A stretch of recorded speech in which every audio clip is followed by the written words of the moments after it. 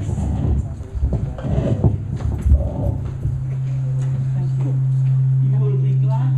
will be glad to know that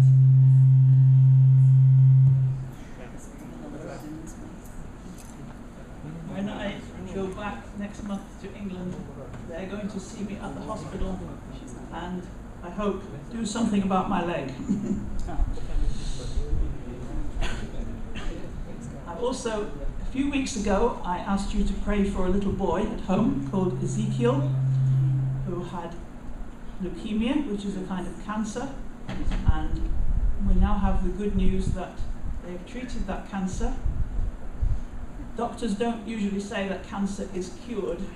They say it's in remission. That means it's not working anymore, and he's reached that stage. So right now he's okay, so praise God for that.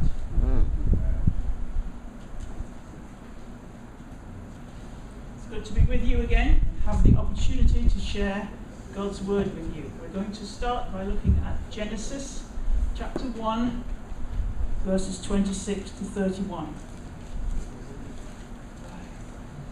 I'll read it with you.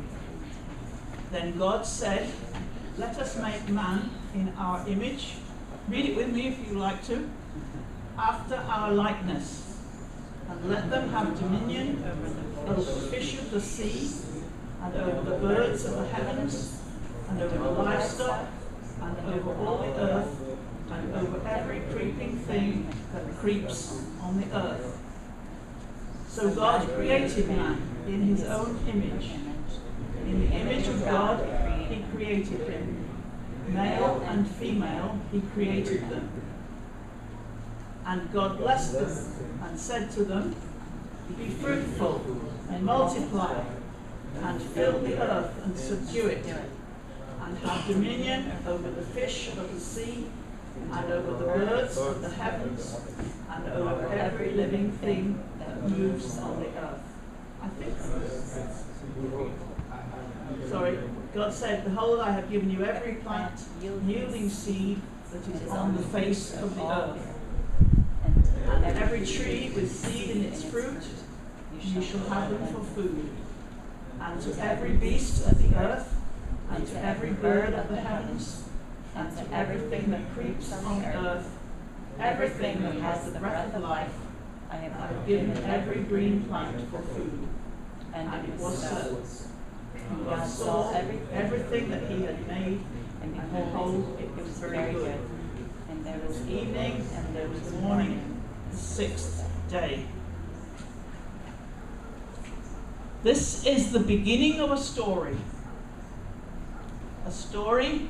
in which all of us have a part. Earlier in this chapter, we are told that God made light, sky, land, plants, sun and moon, fish, birds, land animals, and lastly, human beings. And God saw all that he had made, and it was very good. Notice what he said earlier in the passage we read. He's going to make human beings in his image and let them rule. Rule over fish, birds, and all other animals. And in chapter 2, we're told that God took the man he had made and put him in a garden, the Garden of Eden. And he told him that his job was to work it and take care of it. So right at the beginning, God gave work to human beings. They had to rule over the rest of creation, and they had to work and take care of the garden that God had made. Why did he give them that work? He tells us in Psalm 24, verse 1. "The earth is the Lord's, and everything in it." We humans, we have a job to do, and that is to rule the rest of creation. Now, some people have taken that word rule to mean that we can do anything we like with it. We can get as much out of it as we want and do whatever we like with it. But that's not what the word means. Think of a king. It's a king or a queen who rules. And a good king cares for his people, makes sure everything works for their good. A bad king exploits his people. We are to be good rulers. Think about Joseph. He is a good example of what I mean. He was sold by his brothers to be a slave, and he was bought by a man called Potiphar in Egypt.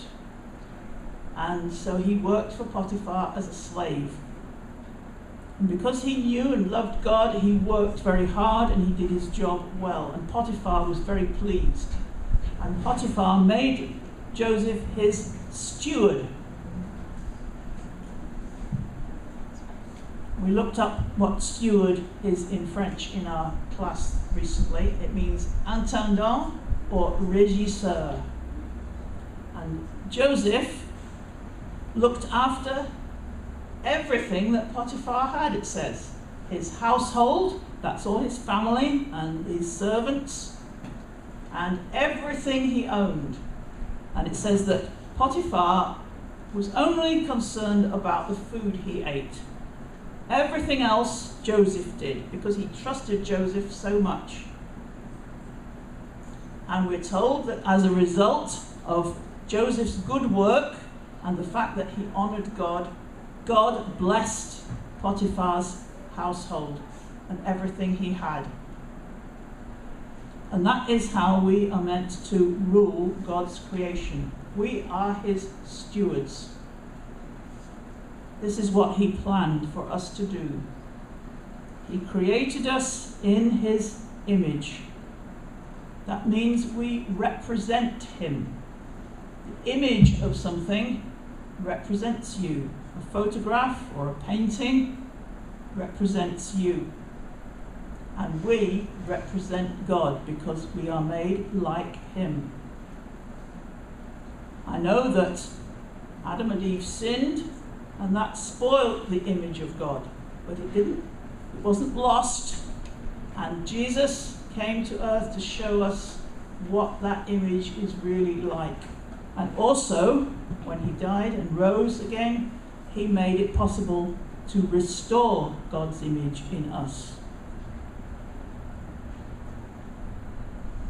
Going back to Adam, God told Adam that he had to care for the garden, look after, rule the creation.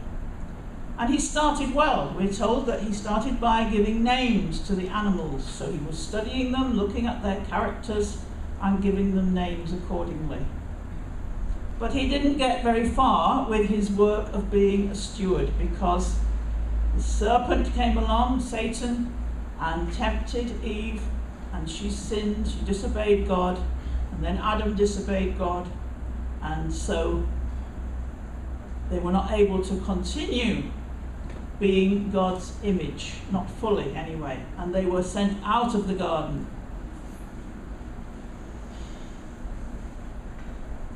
And this is what God said to Adam would be the result of his sin. Cursed is the ground because of you. It will produce thorns and thistles for you. Thorns and thistles are weeds.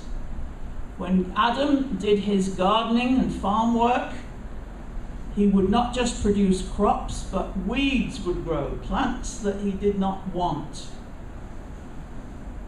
And his work would be damaged, and it would be very hard. So first of all, God put the earth under human beings whom he created in his image. He subjected the earth to them. But when the human beings sinned, that meant that now the earth and all of creation was subjected to sinful human beings. And that is why it was cursed. It was damaged. It was not perfect anymore. And that situation has continued ever since that time. For instance, Adam and Eve had 2 sons, Cain and Abel. And when they were grown up, Cain murdered his brother Abel. He killed him. And God said to him, because you have shed the blood of your brother, the earth is cursed because of you. So Cain's sin affected the earth, affected creation, just like Adam and Eve's sin affected creation. And that has gone on ever since. In the book of Numbers, it says, bloodshed pollutes the land. So if someone is murdered, that has an effect on the land and the people, the whole of creation around it. And Jeremiah says this. It's chapter 12, verse 4, if you want to read it. How long will the land lie parched, or will the land mourn? It means to be sad. And the grass in every field be withered. That means it will dry up. Because those who live in it are wicked. The animals and birds have perished.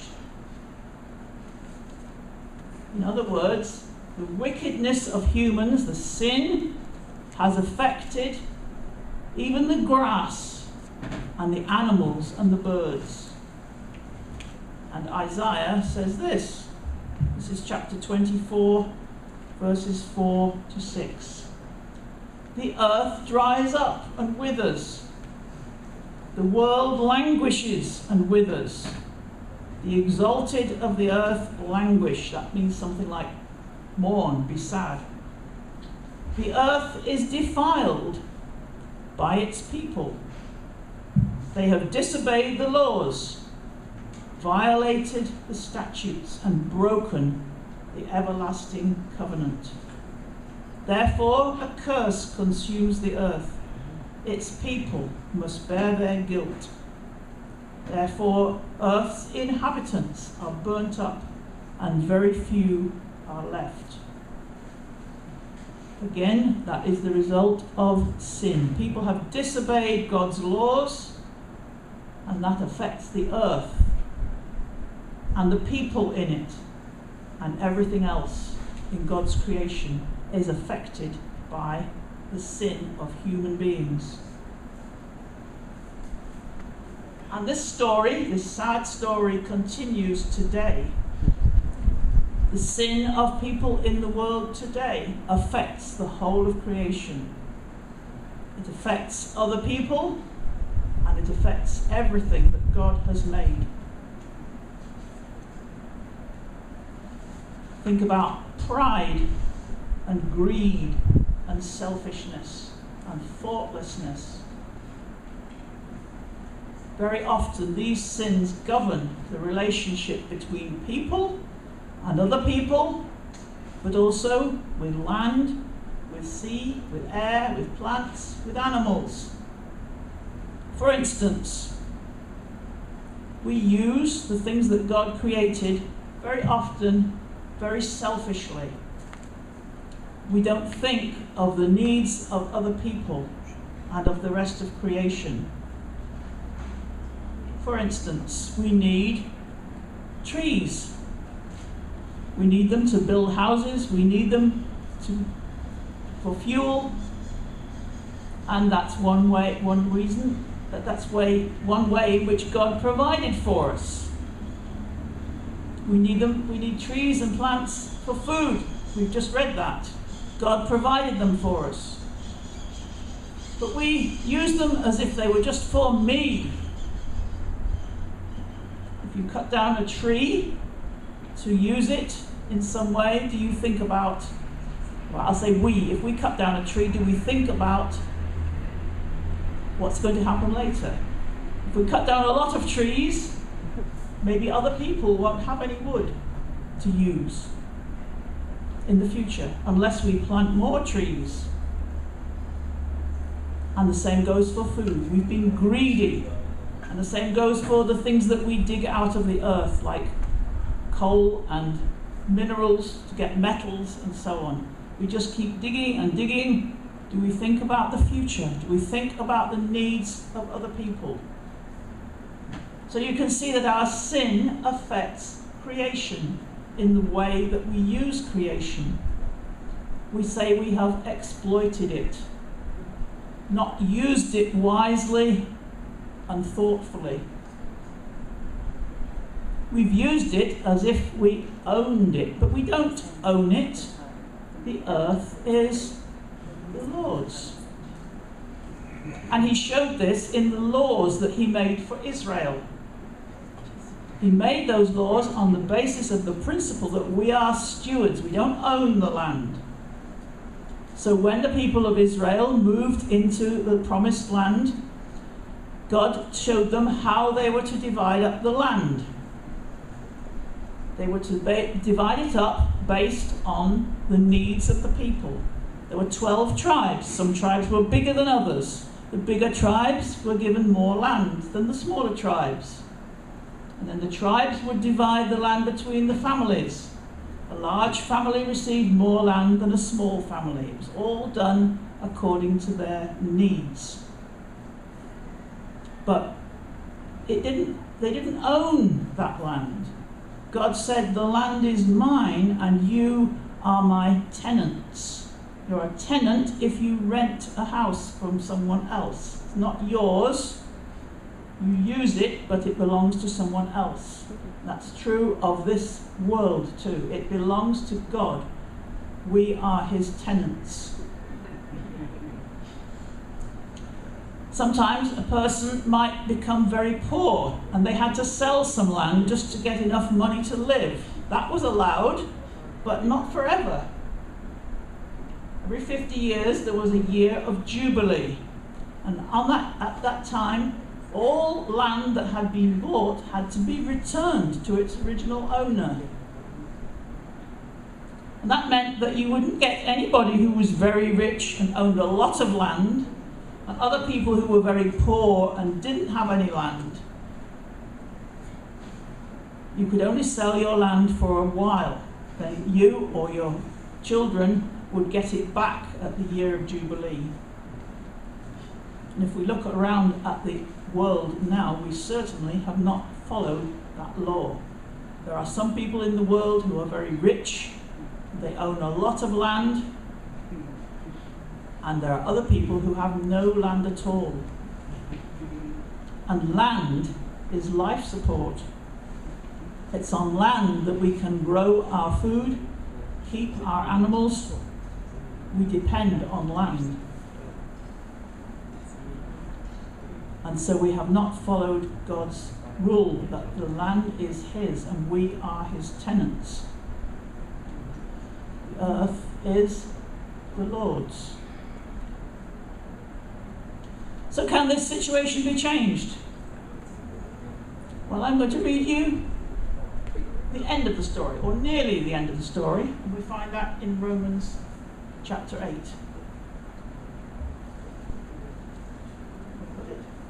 Yeah.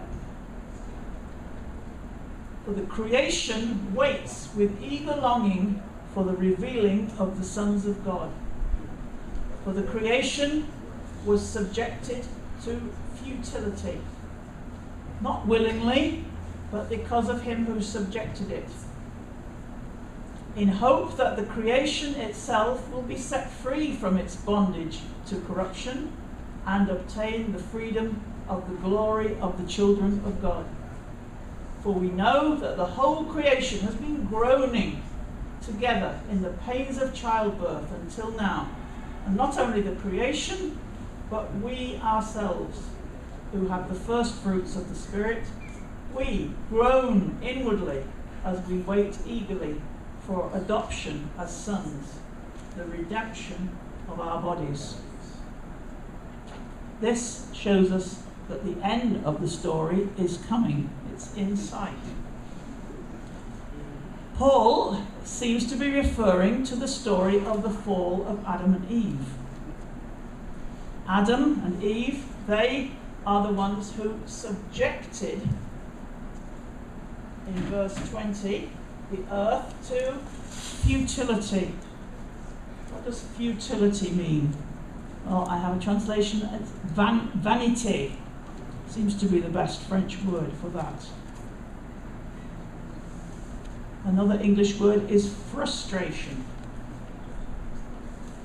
And that's what happened. When Adam and Eve sinned, it affected the earth. It was cursed.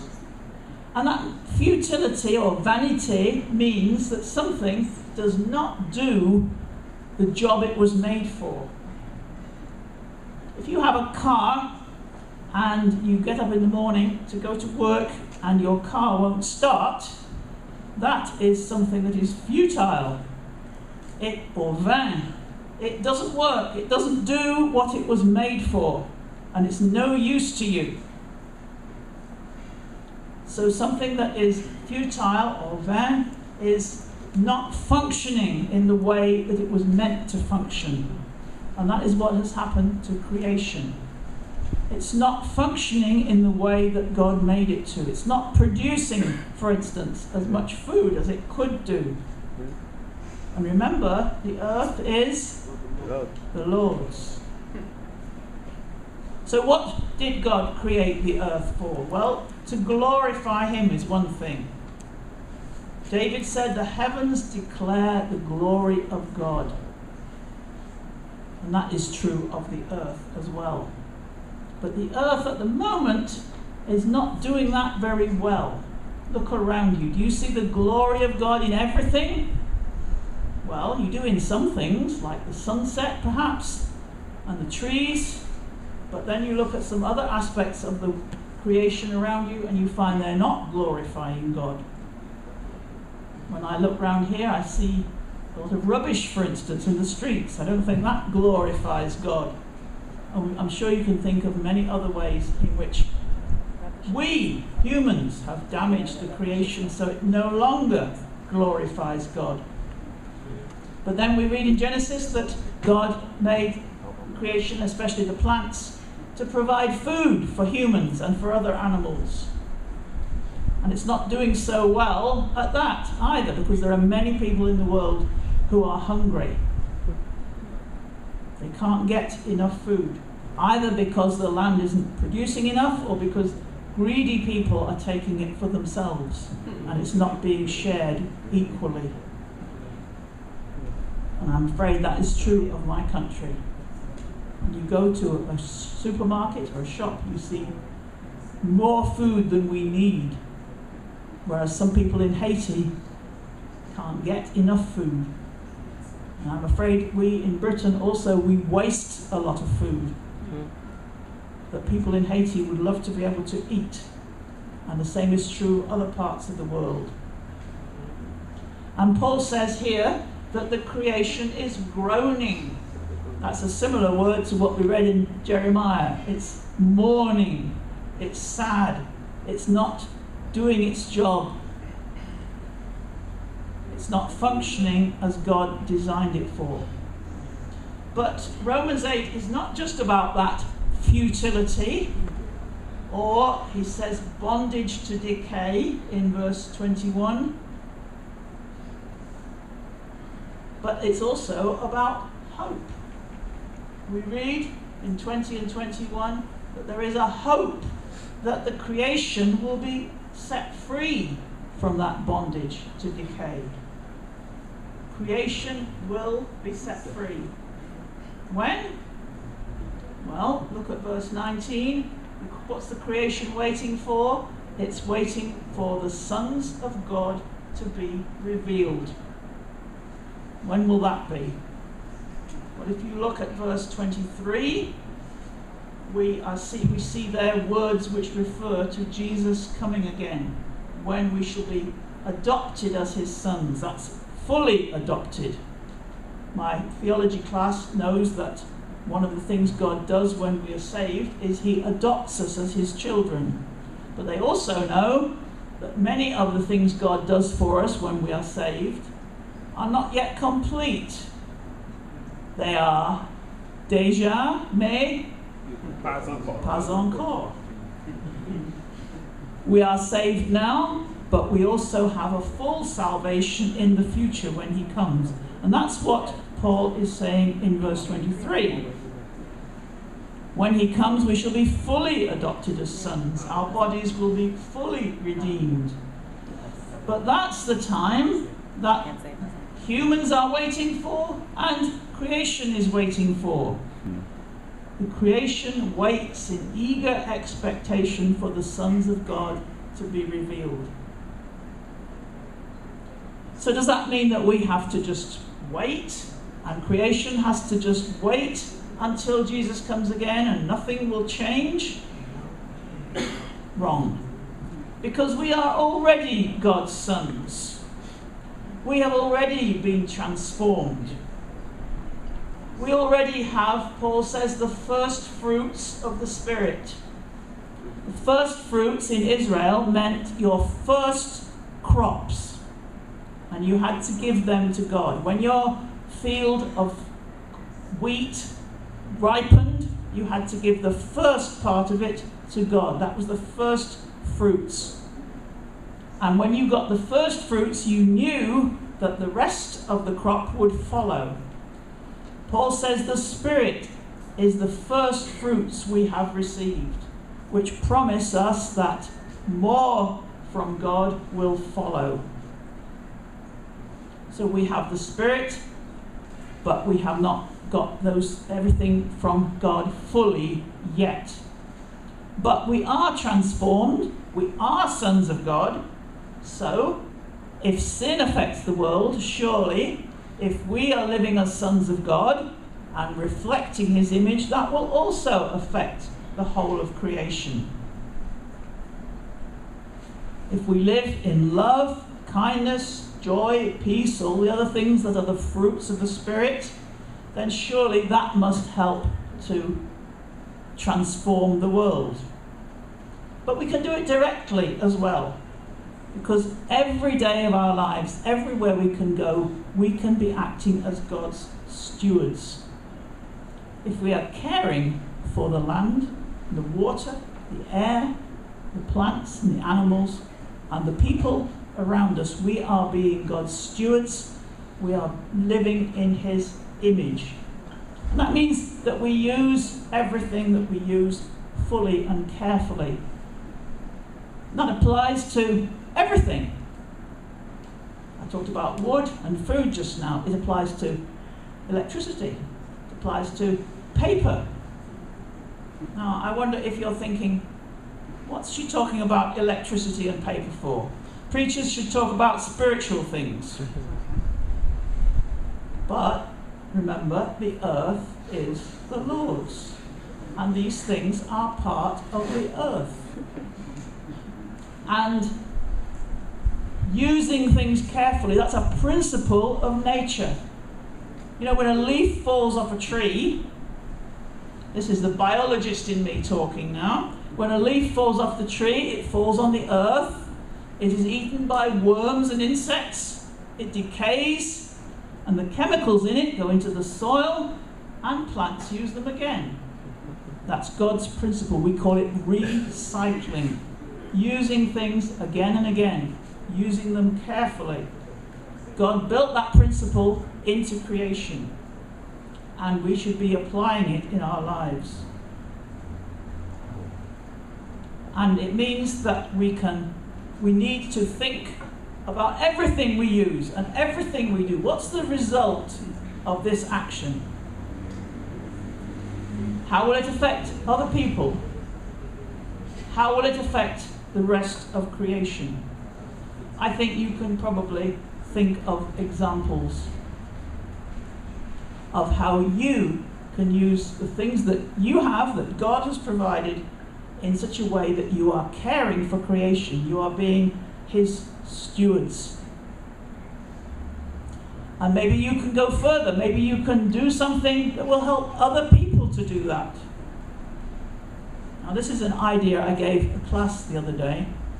It's not for everybody, but maybe it's for somebody. I see a lot of rubbish in Haiti. But you know, in Britain what we do now is this, and this has happened only recently. When we have things we want to throw away, we have to put them in different bins or containers. Paper in this one, glass in this one, plastic in this one, and then somebody comes around and collects them, takes them to a factory, and they are remade into new things. So you can buy what we call recycled paper. It's been made from old paper. And it means that we are using God's creation in the best way possible by reusing it. I wonder if there's somebody here who could get that sort of system going in Haiti. I heard that there was something happening in Port-au-Prince. I'm not sure. You could get someone, pay people to collect plastic bottles and have a factory where they're remade into new plastic. Now I know that I'm thinking a long way ahead maybe, but it's something that somebody in Haiti needs to think about, and in many other countries of the world. Is it possible to do that? If you did that, you would be carrying out a ministry which is part of God's plan, just as much as if you were a pastor of a church. Anyway, that's something to think about. How can we really, in our practical lives, be stewards of God's creation? Like Joseph was a good steward, and all that Potiphar owned was blessed.